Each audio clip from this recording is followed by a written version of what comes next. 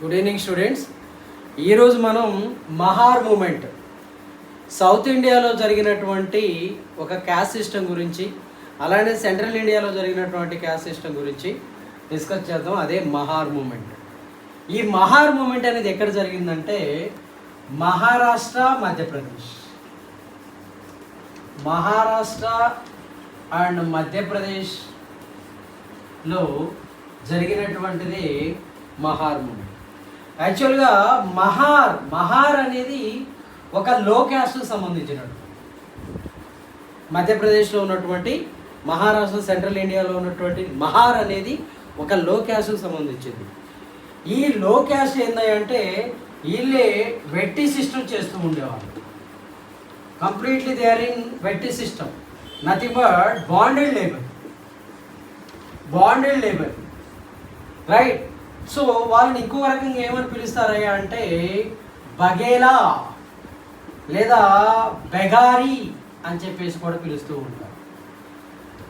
So Vedic time నుంచి కూడా society అనేది బ్రాహ్మిన్స్, క్షత్రియాసు, వైశ్యాసు, శూద్రాస్గా వర్ణించబడింది, అలా విభజించబడింది.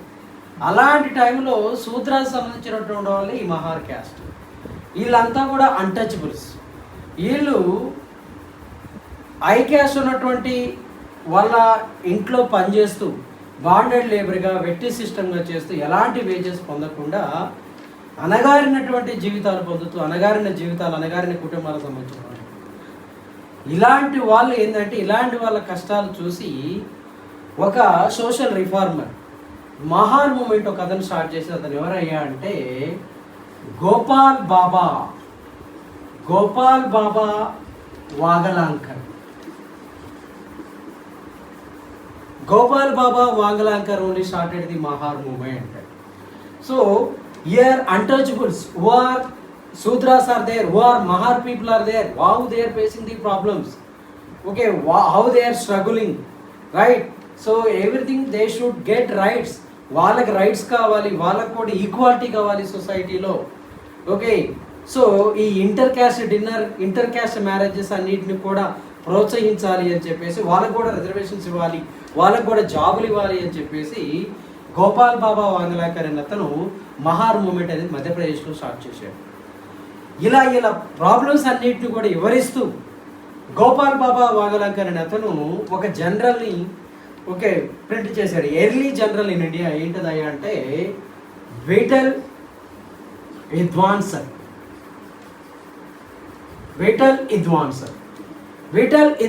అనేటువంటి జనరల్ని తీసుకొచ్చి, ఈ జనరల్ ద్వారా through this journal he kept the awareness about the Mahar people and how Mahar people are struggle, how they are facing the problem with the higher caste, with the rich people.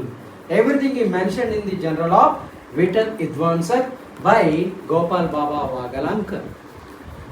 అలానే ఇదే మహార్ మూమెంట్కి సంబంధించి champion of the Mahar movement లేదా one of the founding father of the Indian community, okay అని చెప్పేసి ఎవరిని చెప్తామయ్యా అంటే doctor BR Ambedkar, Bhimrao Ramji Ambedkar, doctor BR Ambedkar.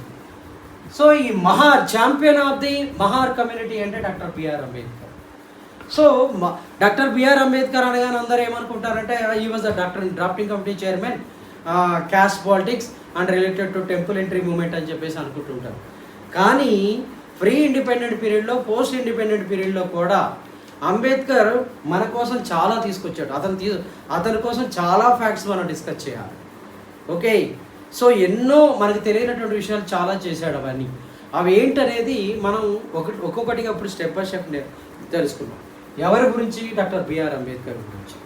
So doctor BR Ambedkar యాక్చువల్గా ఏంటయ్యా అంటే ఈ was born in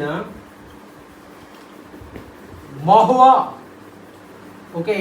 the village name is Mhow, right, Mhow అనేటువంటి విలేజ్. ఇక్కడ ఈ విలేజ్ ఎక్కడ ఉందయ్యా అంటే మధ్యప్రదేశ్, ఇట్ బిలాంగ్స్ టు మధ్యప్రదేశ్లో మహౌ అనేటువంటి విలేజ్లో పుట్టినటువంటి వ్యక్తి doctor BR Ambedkar. One of the founding father of the Indian constitution కూడా చెప్పచ్చు, రైట్. సో ఆ అంబేద్కర్ గురించి ఏంటని మోర్ ఫ్యాక్ట్స్ ఇప్పుడు మనం డిస్కస్ చేద్దాం. సో డాక్టర్ బిఆర్ అంబేద్కర్ గురించి మనం తెలుసుకోవాలంటే చాలామందికి డాక్టర్ బిఆర్ అంబేద్కర్ యొక్క సర్నేమ్ ఏంటి అని అడుగుతుంది. సో డాక్టర్ బిఆర్ అంబేద్కర్ యొక్క సర్నేమ్ ఏంటంటే సక్పాల్. సక్పాల్ సక్పాల్ ఓకే. అయితే వాళ్ళ నాన్నగారు ఎప్పుడైతే అంబేద్కర్ గారిని స్కూల్లో జాయిన్ చేస్తున్నప్పుడు వాళ్ళ నాన్నగారికి ఒక ఆలోచన వచ్చింది. ఏంటయ్యా అంటే ఈ సక్పాల్ అనేది యాక్చువల్గా లో క్యాస్ట్కి సంబంధించింది మధ్యప్రదేశ్ ఏరియాలో. ఒకవేళ సక్పాల్ అని పెడితే అంబేద్కర్ని లో క్యాస్ట్గా ట్రీట్ చేస్తారేమో అని చెప్పేసి ఆ ప్రాంతంలో ఉన్నటువంటి ఒక ఏరియా ఒక ప్రాంతానికి సంబంధించి ఏం పెట్టాడంటే స్కూల్లో ఆయన సర్నేమ్ అంబా దవేకర్. అంబా దవేకర్ అని చెప్పేసి పెట్టడం జరిగింది.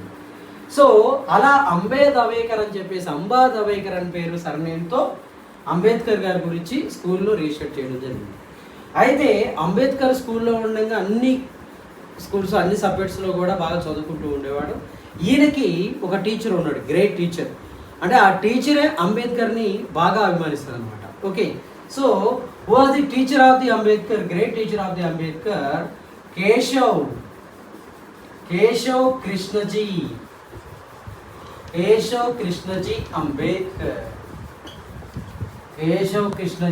Ambedkar. So his teacher only gave his surname to Ambedkar. Because of his teacher only, Ambedkar got this surname. Ambedkar actually it is surname. So Keshav Krishnaji Ambedkar gave his surname to Ambedkar.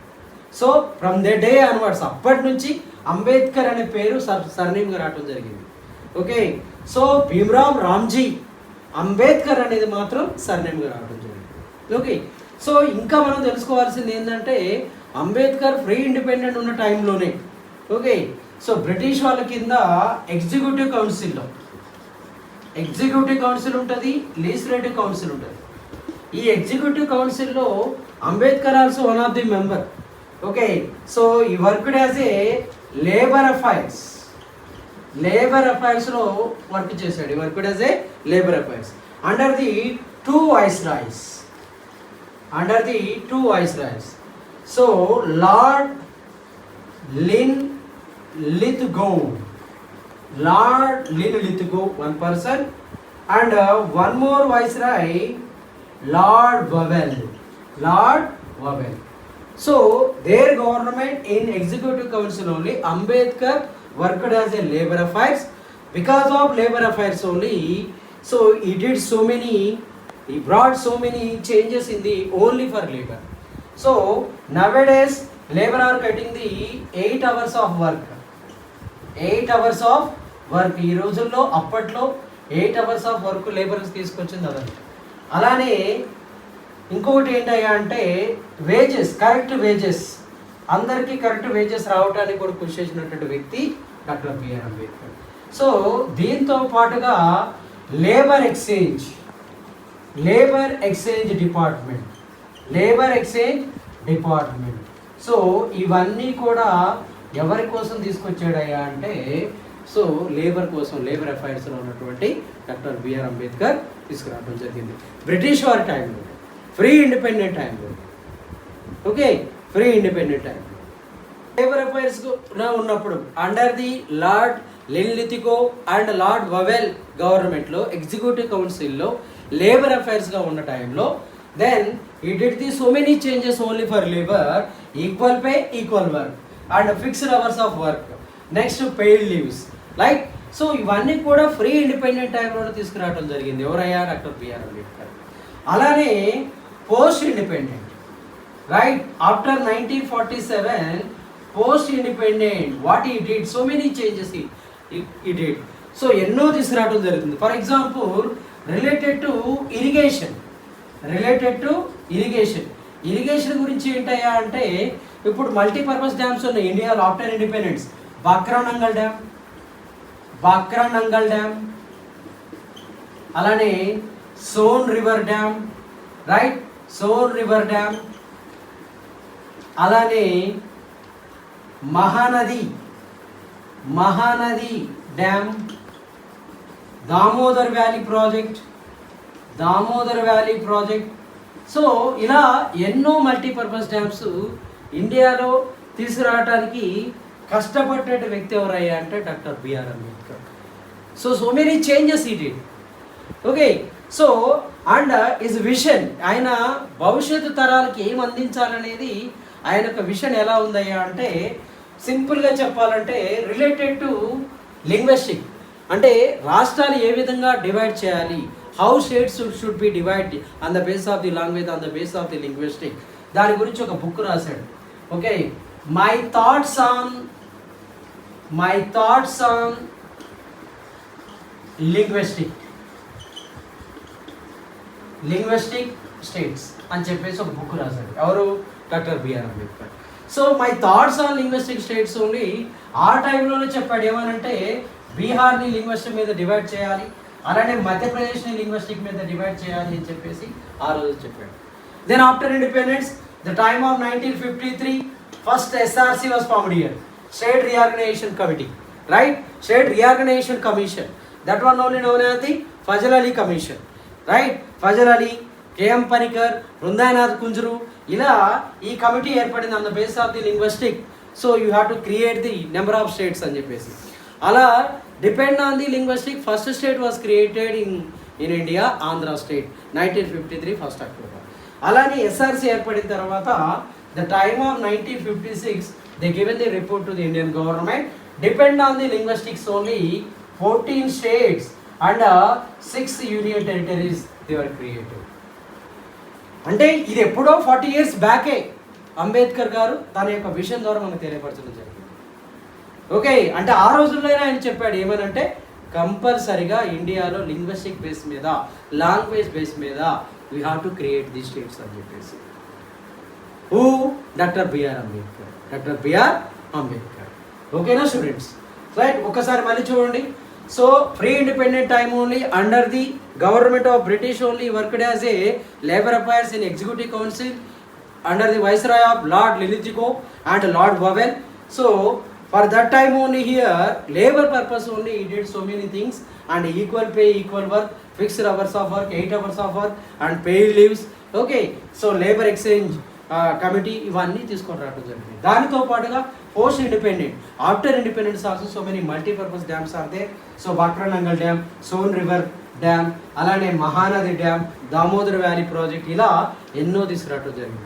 అలానే ఇంకొక thought ఏంటంటే my thoughts are linguistic states అని చెప్పేసి బీహార్ని మధ్యప్రదేశ్ని divide చేయండి on the base of linguistic అని చెప్పేసి చెప్పాడు. అప్పుడే ఆఫ్టర్ ఇండిపెండెన్స్ 1953లో ఫస్ట్ ఎస్ఆర్సీ ఏర్పడింది. 1956 they given the report and 14 states and 6 union territories are created. Right?